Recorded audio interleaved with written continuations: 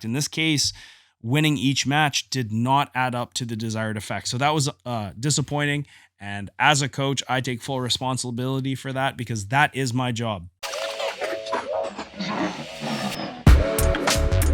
What's the most efficient path to victory against this particular opponent? He's dropping off for the choke here. We could see the finish. It's looking tight. Tight at Alpera. Hey guys, welcome to the Essential Jiu Jitsu podcast. I'm your host, Matt Kwan. The Essential Jiu Jitsu podcast is everything you need to know about Jiu Jitsu. And I'm back here ready to discuss my experience at ADCC East Coast Trials.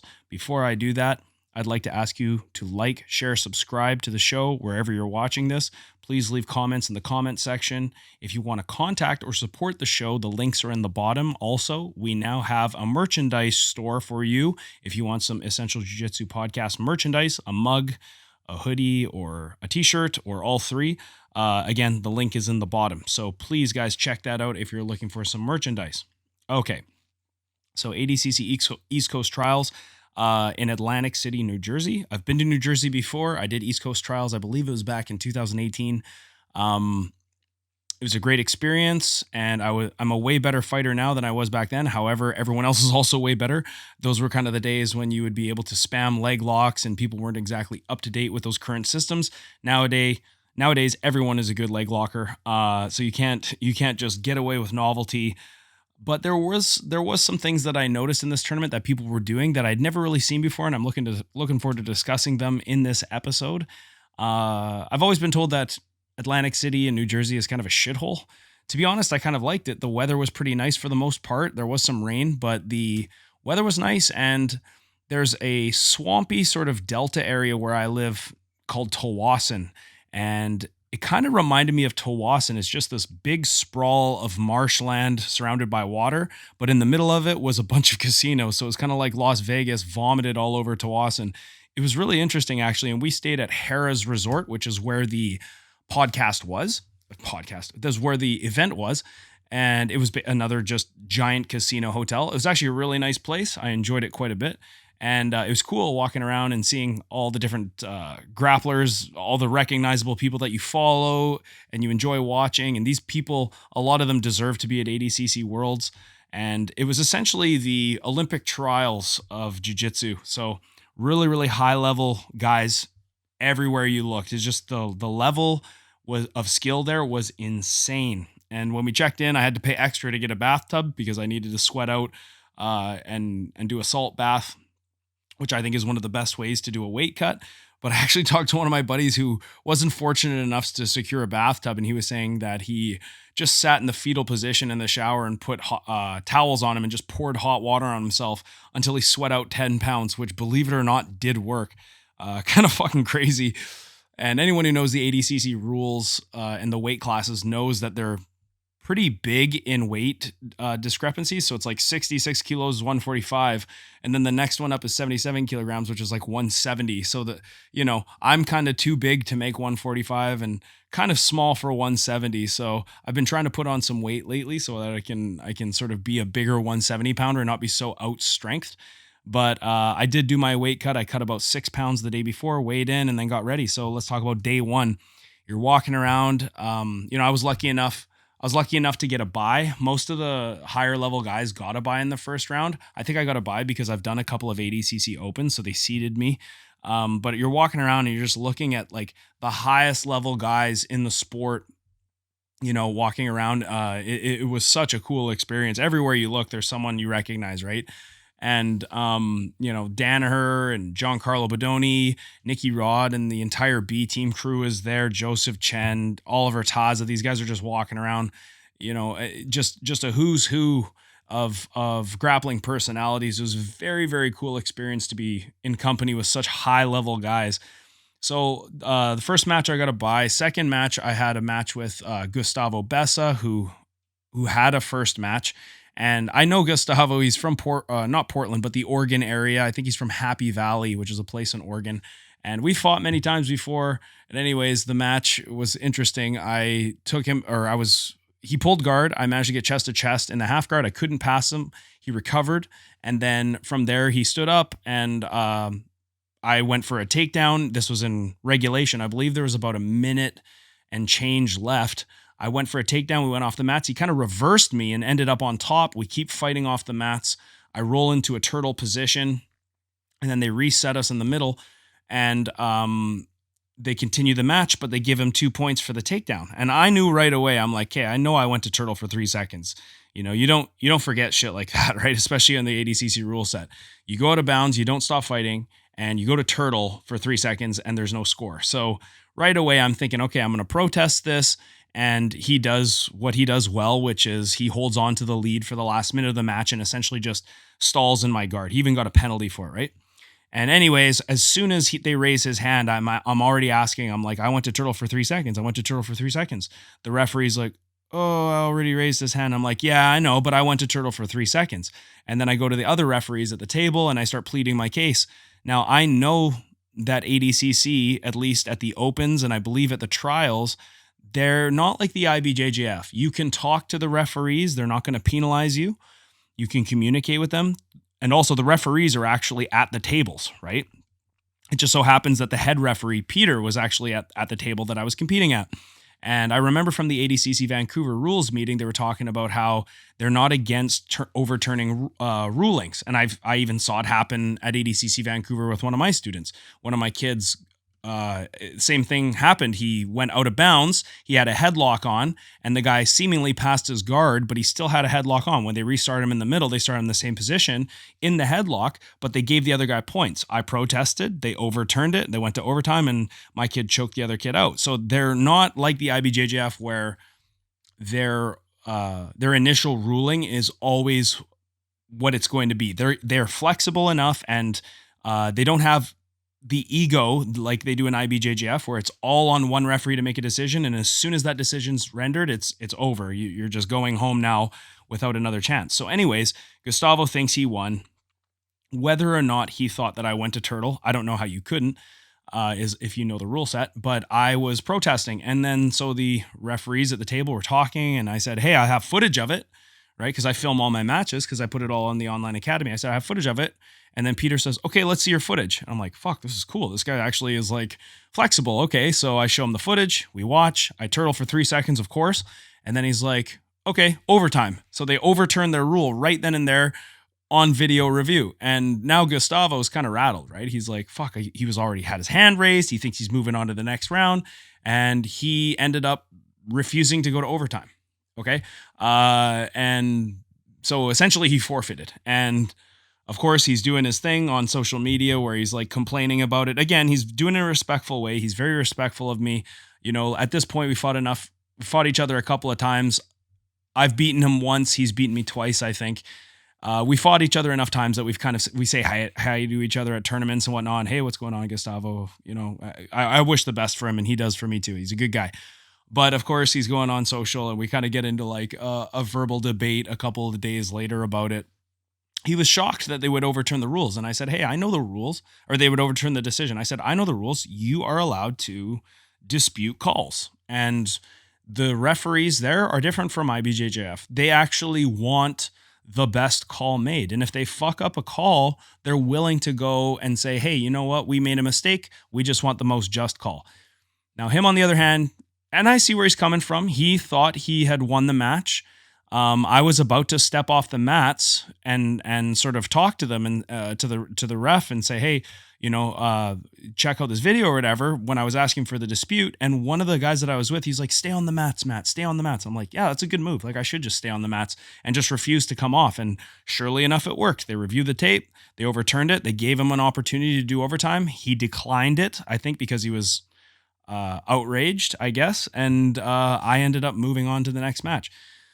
So it really does pay to advocate for yourself, okay? And in IBJJF settings, you know, we've all been fucked over by IBJJF calls. We've all been subject to bad calls in the past. It happens. They don't overturn it. You're not allowed to talk to the ref. You get penalized for it.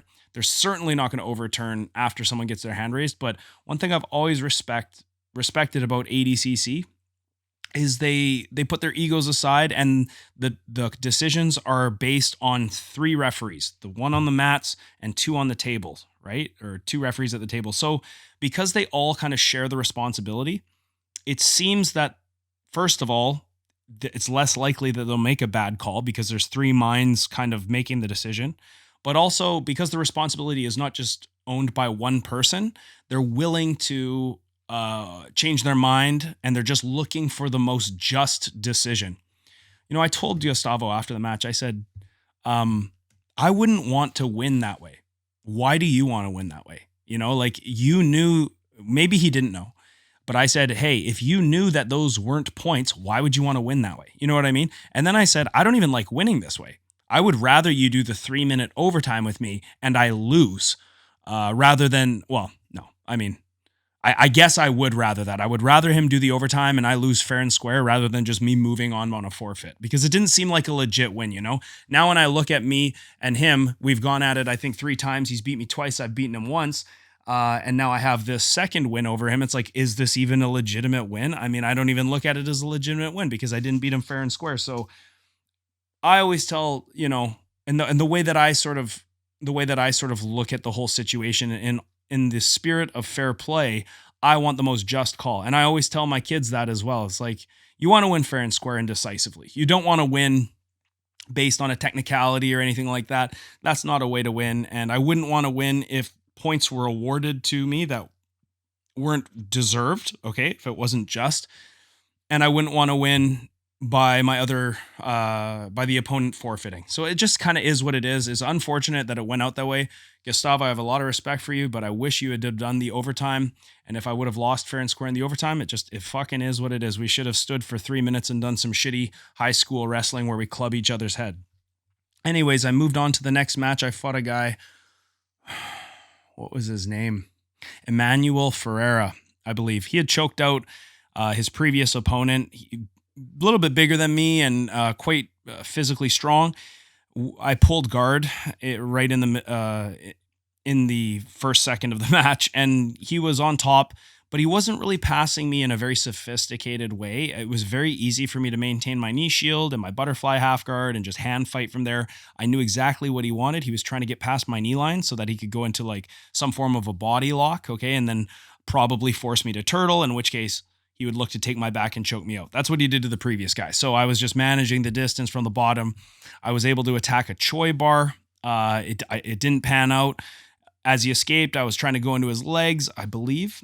It's been a while now since it happened. It's been a couple of weeks, so I'm trying to recall what happened exactly. Anyways, I had a couple of submission attempts that did not pan out, but as we know, they don't score advantages in ADCC, so we go overtime, and I just tried to stand with him a little bit, shut him down, club him.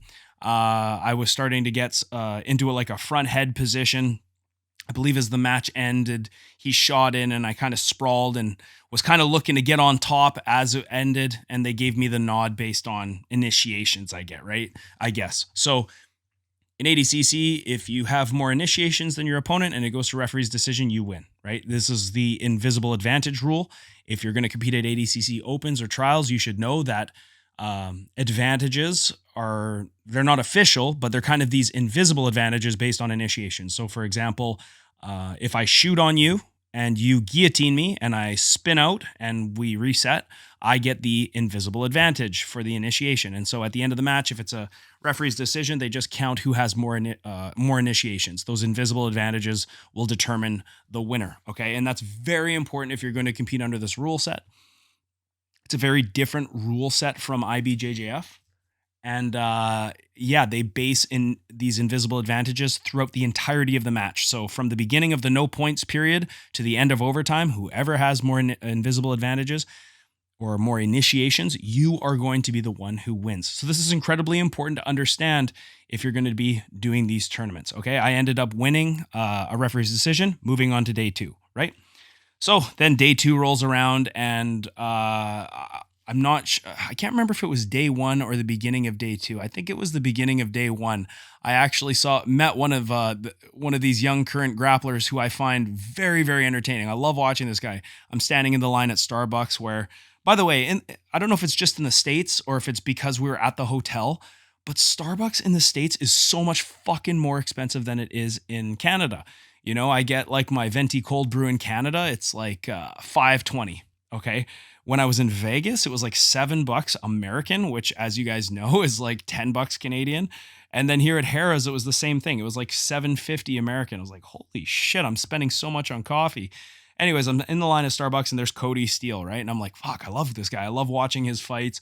I have friends who have fought Cody, and I know how exciting he is. You know, this guy suplexes everyone. He's a sick MMA fighter as well. Good striker, knocks people out, and he chokes people the fuck out. I'm like, man, I'm a fan of this guy. So this was day one, right?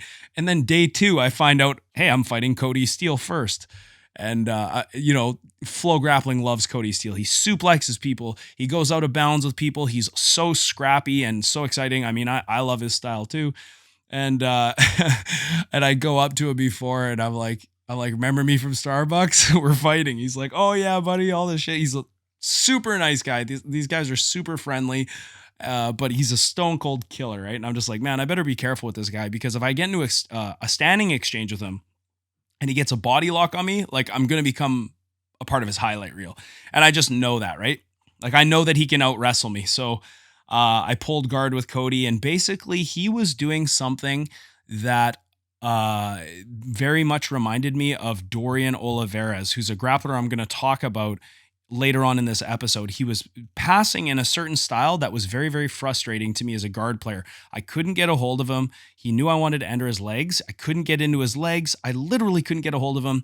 And he's using loose passing around the outside to frustrate me and to just do enough to prevent me from building connections to him. So I couldn't really become offensive with my guard.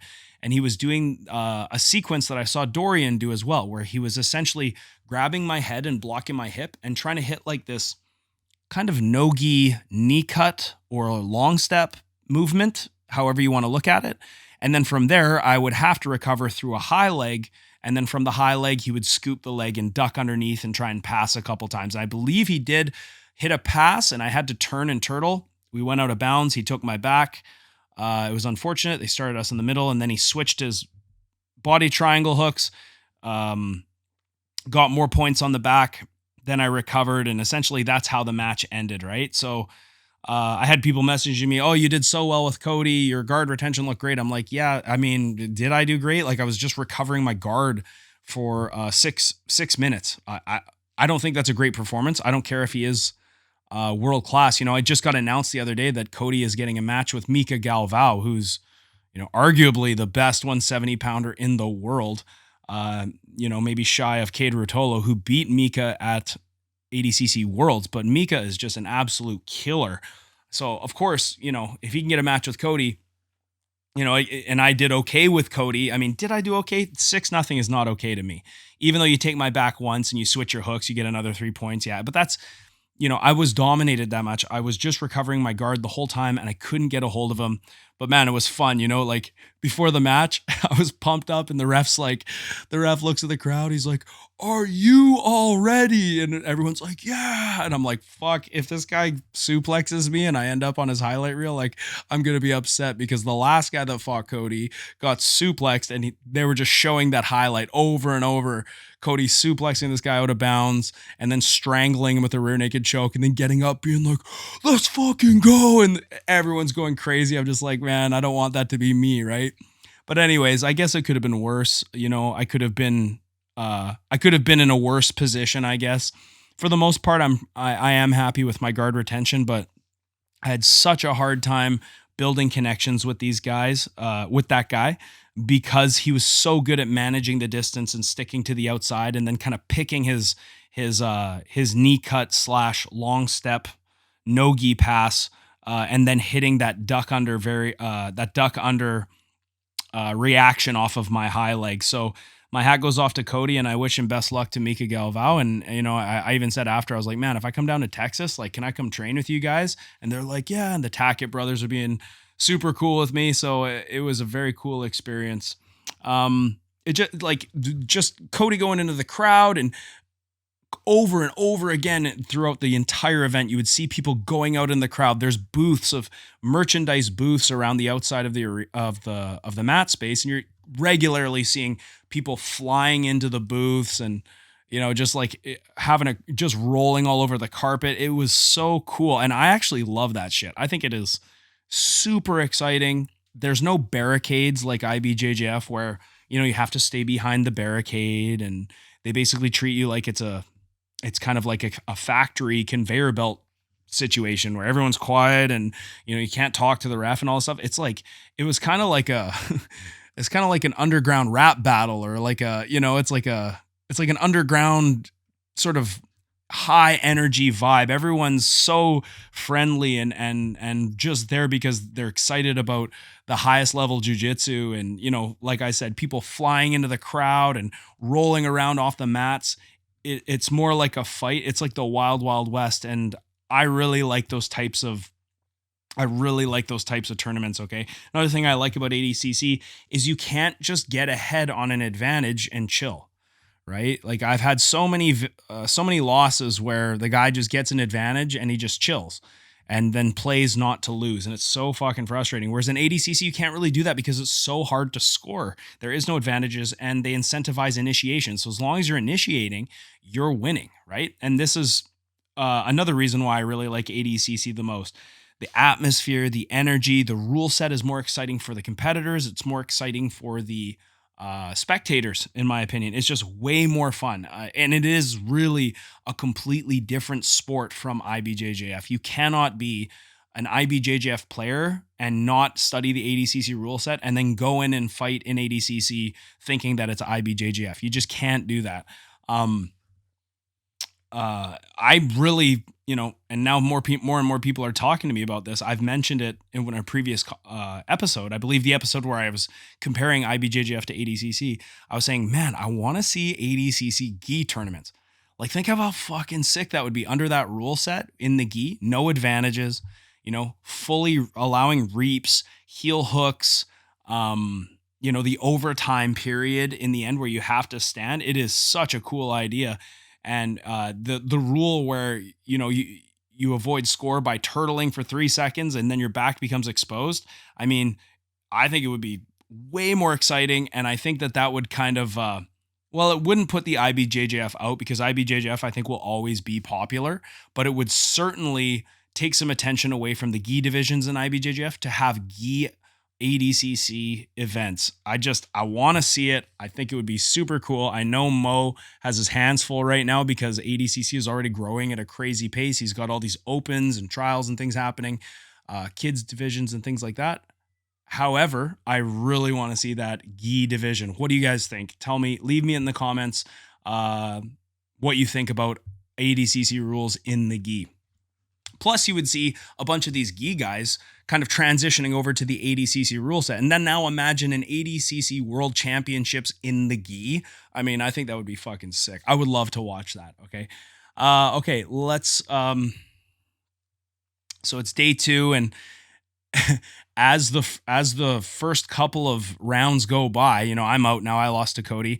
It's crazy to see. These are now literally like the best guys in the world. These guys would all be like headlining events in pay-per-views, grappling events.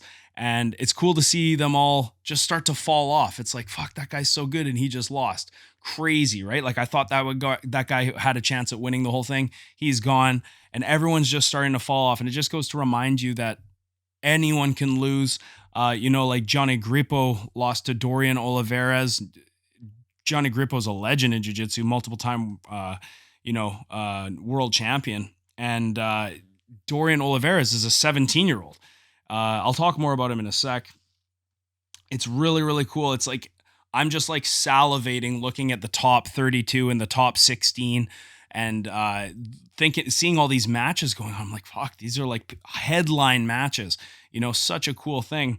And then of course, let's just talk about like Nicky Ryan for a sec, because this was a guy who I was just watching all day. He was in my division. He heel hooked Lucas Wilhan, who I always end up fighting. I'm good friends with Lucas, and he heel hooked him with an outside ashi. He went from straight ashi into an outside heel hook. Lucas spun, and then he switched to outside ashi, and he actually went into a heel knee bar. It's a knee bar variation with the heel hook grip. I've trained with Lucas many times. I know he's like impossible to sub with outside heel hooks. I think it was more of a knee bar that tapped him, but it's just like Nicky Ryan's mechanics that day were just a sight to behold. Going in there, submitting people without breaking a sweat. He then moved on and submitted Cody Steele. I'm sitting there getting so fucking pissed because I'm like, how the fuck did he even get a hold of Cody? I was trying to get a hold of him. I couldn't do it. And then Nicky goes in and he pulled into a knee shield. And this was actually something that I picked up because usually I don't seek the knee shield. I look at the knee shield as kind of a position that I can get smashed from. However, against loose passers who are trying to back away, a knee shield is actually good because I guess the clamp that the knee shield offers provides a wedge behind your partner's leg and prevents them from stepping back, right? That's why we see Jacob Couch going to close guard like he did on Elder Cruz, and then from there transition into the legs. You go to a clamp-based guard where you have a strong wedge behind your partner's body, and it's hard for them to back away and avoid leg entanglements, right? So this was a strategy I was seeing from some of the leg lockers throughout the day. Kieran Kachuk, of course, he also got submitted by Nicky Ryan. And he was using knee shields all day. Of course, he's got an instructional on knee shield and his half guard system. So the whole butterfly half guard wasn't really working because people would just stay out of it. They know what you want. You want to go into their legs, right? So now these guys are using things like knee shields and close guards to lock up their opponent, prevent movement, and then from there going into the legs. So that was an interesting thing that I saw. Anyways, he puts Cody into a knee shield. And then from there, he transitions into a straight ashy, and he's off balancing Cody. And then he did something that's very interesting. I actually made a video of it on the Essential Jiu-Jitsu podcast YouTube channel under the On Guard Academy playlist. You can see it for free, as I am releasing a free technique video every week now from my online academy. You can see that on the YouTube channel. He basically puts himself in a mutual ashi by taking his inside leg out and exposing it, which I would never do. I was like, I thought it was always you want to keep your legs to the inside, but he took it out to sort of knock Cody over because he had the secondary leg. This stumbled Cody. Cody fell, and now he's in a dilemma. He can try to attack Nicky's free leg, which is right there, but if he does that, he exposes his heel. Also, he could try to come up, but if he comes up, he's getting reaped now, and this mutual ashi is turning into an inside ashi. So as he comes up, which he did, he got reaped immediately, and then Nicky Ryan finished the outside heel hook very quickly, and just incredible mechanics, okay? And just that was a really interesting technique that, at least the way that I perceived it, and I put my opinion of that move on that video. You guys should all go to my YouTube channel and check out that video. And that was super cool. I've never seen that set up to an outside heel hook. Nicky Ryan making the outside heel hook great again at ADCC Trials. It was absolutely incredible. I'm watching a guy like Nicky Ryan who's blowing through his division, submitting everyone, and then eventually losing to Elijah Dorsey from Lloyd Irving in the finals, who Elijah played a perfect game, avoiding the legs, managing the distance, and just winning on initiations, tiring Nicky Ryan out and beating him in the finals. But I watch a guy like Nicky Ryan, and I'm like, what makes these guys so good? Like, what makes the best athletes the best? Is it their coaching? Is it their training partners, their training environment? Is it just extremely athletically gifted? Is it a mixture of all of these things? It's hard to put a finger on because, I was talking to my buddy Benji from Coyoteras, and we were watching the finals with Nicky, and I was like, dude, like, how is he getting these outside heel hooks? He's like, I fucking know, dude. How is he doing that? Because we all try outside heel hooks in the gym, and a lot of us don't have as much success against the best guys with outside heel hooks. Outside heel hooks are kind of considered not as high percentage at the highest levels. And he's like, I'm getting pissed off watching this guy outside heel hook everyone, at the highest level just with ease. And I'm like, I know, dude, his mechanics and his wedges must just be perfect. What makes the best guys the best? What do you guys think? Tell me in the comments. For me, I think it is a mixture of course, your coaching, your training environment, and physical attributes definitely don't hurt. But Nicky Ryan definitely putting on an amazing performance. Unfortunately, because I'm a huge fan of his, he did not win the division. I was rooting for him after I lost. I was like, man, I want to see this guy, get a heel hook in the finals as well. But unfortunately, he did lose to Elijah Dorsey in the finals. And Elijah Dorsey, I wasn't even really that aware of who this guy is. But he just looked incredible all day, played an amazing match. And I believe his name is Big Breakfast BJJ on Instagram. I started following him, now a fan of his. And he would go on to beat, I believe he beat Oliver Taza to qualify for the finals as well. So Very nice showing from Elijah Dorsey. Okay, let's talk about Dorian Olivarez. This guy is a 17-year-old wrestler, trains at the B team. He's the Combat Jiu Jitsu World's Bantamweight champion. He's also the Pan Nogi champ at Blue Belt. I think he's a purple belt now. He's an All-American, I believe he's a 4-time All-American wrestler and a 2-time Texas State wrestling champion. And since I'm recording this episode, he's probably got even more titles. The kid was fucking insane. He took out what's his name? John Agrippo. He took out Dominic Maja, I believe his name is, from New Wave, who looked fantastic. He took out both Corbe brothers, I believe, in the 66 kilogram division. And he took out Ethan Krelliston, I'm not going to say with ease, but he dominated him. And I'm just watching this kid move, and I'm like, first of all, he's hitting shots when people are standing with him. His takedowns are looking unstoppable. But he had the most interesting guard passing style, and it was similar to what Cody was doing to me. And this was maybe the biggest takeaway that I got technically from ADCC. These guys are such good leg lockers now, and it really does come down to, can you wear out the guard player? Can you force the guard player to just recover their guard for the majority of the match? And can you manage the distance in such a way that when the guard player is trying to get connections to you, whether it be to your upper body or lower body, that you can bail out and just change angles and do it again? One thing Dorian was doing is he's running in a fucking circle around his opponent and keeping enough distance that the bottom player, all they can do is just keep moving their feet to point at Dorian. Okay. And then he's basically trying to go into a north-south position. He's hunting north-south. That's where he likes to settle into his passes. And for every 20 attempts he made, he maybe passed one time. So he's being very picky with when he finishes his passes. He would get super close to a pass, and then against a guy like Krelliston would start to look for a Choi bar, and then he would just bail out and reset and run a 180 or a 360 around Krelliston, make him work to recover.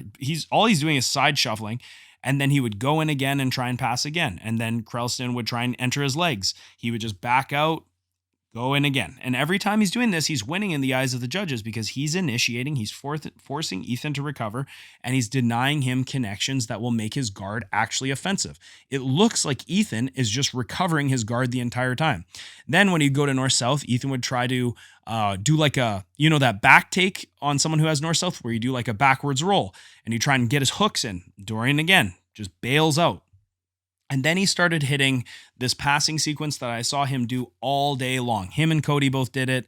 They're coming in, they're getting almost to the J point, and then they're taking an inside hand to the hip and reaching across and grabbing the head. And from there, he was hitting that long step movement that takes him to north-south. He doesn't really have any control. He's just going past the shoulder line very, very suddenly. And so the bottom player generally has to recover by high legging. And off the high leg, he's expecting this reaction. He's scooping the leg and he's ducking under the other side. I saw him pass many guards like this. And of course, in ADCC, you're incentivized to turtle to avoid the pass score. So a lot of guys would turtle and he would go to the back. Or he would go to the back, they would escape the back take attempt, and then he would settle down in a north-south or a side control and get his points. So, man, like, I don't really know what else to say about this kid, Dorian Olivarez. Just incredible footwork, a very movement-based passing style, a reactionary passing style. Of course, you need incredible cardio to do this, but again, I put a video on the Online Academy playlist on the YouTube channel for Essential Jiu-Jitsu Podcast. You guys should check that out. Sort of my interpretation of what Dorian Olivarez did that day, and it's kind of a new passing style that I never really did. I've been more into tight passing lately, passing through the half guard, split squat passing. And it was so interesting to see this kid just run circles around people and just tire them out. And, I wonder if I could do that for 9 straight minutes. I don't know. Of course, he's got a world-class wrestling pedigree that I can't even touch. So if anything goes to overtime, it greatly favors Dorian Olivarez. But, he's punched his ticket to the ADCC Worlds. I would love to see this guy go against somebody like a Mikey Musumeci or a Gabriel Souza or even a Diogo Baby Shark Hayes. Like, I would love to see those matches, and I'm sure that we're going to see him go against some world-class opponents pretty quickly here, even just at the age of 17. Just so impressed with this guy. Okay, what's next for me? I'm going to be rebuilding. So working on these new things that I've seen and, trying to think about how I can make adjustments for the next trials. How can I get a hold of somebody when I'm playing guard? Of course, I'm going to be constantly working my wrestling, and I need to heal. I've got, my MCL never healed. It tore, like, not fully ruptured, but just sprained it badly. Like 2 weeks before my match with Lucas Wilhan, it's still not 100%. It's probably going to take a couple more weeks of just resting. So I'm not even sparring right now. And my shoulder's been giving me some issues too. I can train with both of these injuries, but if I do train and I spar, it's very unlikely that these injuries will heal anytime soon. So I'm trying to just be good and take some time off of competing and really let my body heal and just sort of get back to some other things that I'm trying to accomplish in my life right now. And, music and things that I've had to put on the back burner just because I've been in a constant camp over the last year. And so it's been nice to just sort of chill for a little bit. Of course, we have a couple of tournaments coming up in the beginning of next year. So ADCC Opens are coming to Toronto and Montreal. I'm not sure which months, but I believe it's February and April. And of course, in March, we have West Coast Trials. I'm probably going to go to West Coast Trials. I think I need to go there. It was just such a fun time going at the East Coast Trials. And I just, are my chances good of winning that? These guys are like all world class. Truthfully, probably not, but just to be there and just to experience it. I always learn so much at these big tournaments, and it's so cool also networking and building relationships with people when you go there because you meet new friends every time. So I'll definitely be doing that. There is no Gi Worlds coming up in December, but I don't think I'm going to do that. I'm not going to satiate the IBJJF overlords, I don't think. I'll wait until next year before I do some more IBJJF tournaments. I told myself that I wouldn't compete the rest of the year, that I would kind of enjoy some time off and let my body heal. So yeah. So let's switch gears a little bit and let's talk about a local tournament that happened recently here. Is called All vs. All. So the rule set for All vs. All, I'm actually not a fan of it. It is the EBI rule set. Oddly enough, the Gi divisions, they do allow heel hooks in the Gi, which I am a fan of.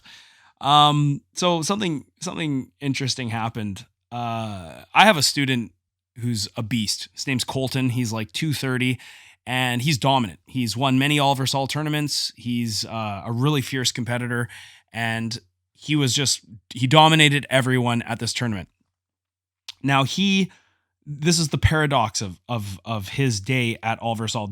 All vs. All recently had the, I guess they call it like the Ultra All vs. All championships or whatever. It's their year-end event where they have all the people who have won pro divisions enter a bracket, and then there's a cash prize. Okay, and Colton's one of them. And looking at the division, like, quite honestly, he could just destroy everyone. And he had a dominant day. He won the Gi division, won some money, and then he did the no Gi division. The paradox of his day is that he dominated everyone, but he didn't even qualify to go to the finals.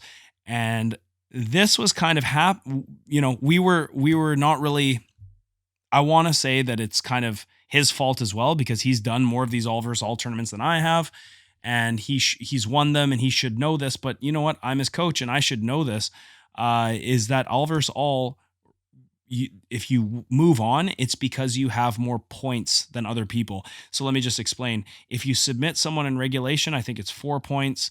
If you win in overtime by riding time, it's 1 point. And if you submit someone in overtime, it's 2 points or something like this, right?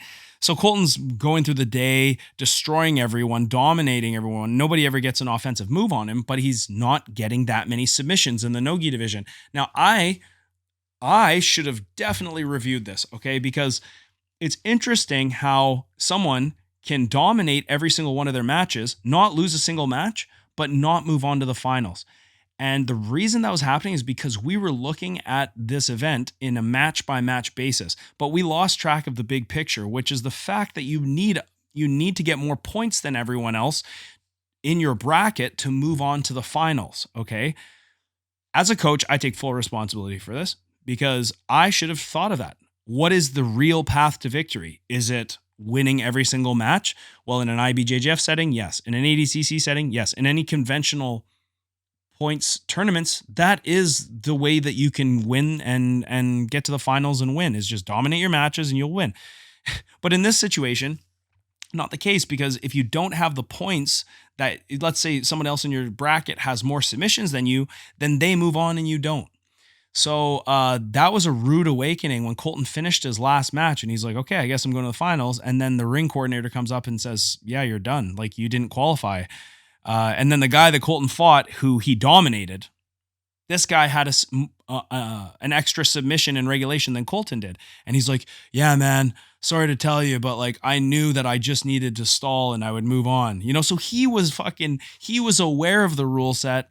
And he knew that that he would have moved on because he had been checking the scores as the day progressed, and I hadn't been doing that. And I should have been doing that because Colton was the one who needed to focus on fighting. It was up to me to kind of be his third eye and to kind of clue him in. Okay, like, you need a submission here, or else we're not going to the finals. So, and he probably could have gotten more submissions if he wanted to.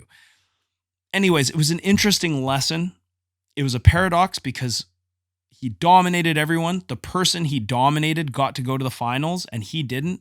And the guy who won the finals, Colton has beaten before, but unfortunately, strategically, I was out of place. And yeah, it sucks. It's what do you say, right? It's a learning experience and it's a mistake that I'm never going to make again, especially when I do that type of a tournament. So yeah, I don't know. I guess in the long run, it's like, what can we learn from that on the mats and off the mats? Obviously, you go to one of these tournaments, you got to look at the big picture. What is the win conditions, not just of the match, but of the entire event? And sometimes it doesn't just mean you win your matches. Sometimes it's how you win your matches, right? And I guess in a real life setting, a lot of this is a reflection on how you should, when you're trying to accomplish your goals and you're trying to do things, you shouldn't be so nearsighted that you lose track of the big picture, right? You got to always look at the big picture as well. What is the mission? Not just, you got to have the little goals every day as well, but you also need to reflect on the big picture and ask yourself, am I still on track? Am I still in line with the mission? And do our daily habits still add up to the desired effect? In this case, winning each match did not add up to the desired effect. So that was disappointing. And as a coach, I take full responsibility for that because that is my job. I fucked up. All right, guys. Last thing I wanted to just say is I just wanted to have a little quick chat on investing, right? And how investing in your team is so important. So this is just a side note separate from everything else I've talked about today. Be sure, in my opinion, you should be sure that when you're in training, that you're always contributing to the entire team and sort of looking at everyone's journey as your own. Taking ownership of other people's journey as well. You might think to yourself, like, I got enough to worry about. I got to worry about my own development. I got to worry about shit at home. I got a job. I got kids, whatever. I got a lot of things to worry about. Why would I go to the gym? And why would I worry about somebody else's journey? The truth is if you invest in your teammates and they get better, you get better. All right. It's kind of a net positive if you think about it. You get better training partners. They get better. The gym owner, whoever it is, gets more success because their gym becomes more renowned, maybe, more high level competitors. It's a net positive for everyone. And I think a lot of people go through life and they go through their jiu-jitsu journey kind of just concerned about how they can improve. What's the next tournament they can win? What's the next accolade they can win? What's the next skill they can learn? And they don't really take a second to look around at the room and sort of assess how important it is for everyone to succeed and not just themselves, right? I've talked about this on the podcast before. Guys, when the tide rises, all the boats float. This is so important. And one thing that I've sort of done, I'm forced to do it and I'm incentivized to do it because I'm the leader in my gym. But when I look at everyone's journey, I make sure that I make that a part of my responsibility. I make sure that I take pleasure and passion in helping somebody else improve. like I said, not only is it good for my business and it's good for me as a competitor because I get higher level training partners and the competitors in the room get higher level training partners and everyone gets higher level training partners. I genuinely now enjoy seeing other people succeed.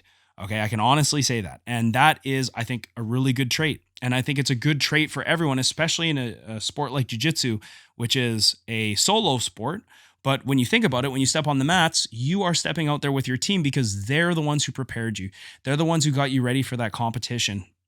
And really, when it comes down to it, no one's going to give a fuck about the medals. Nobody's going to care about the accolades.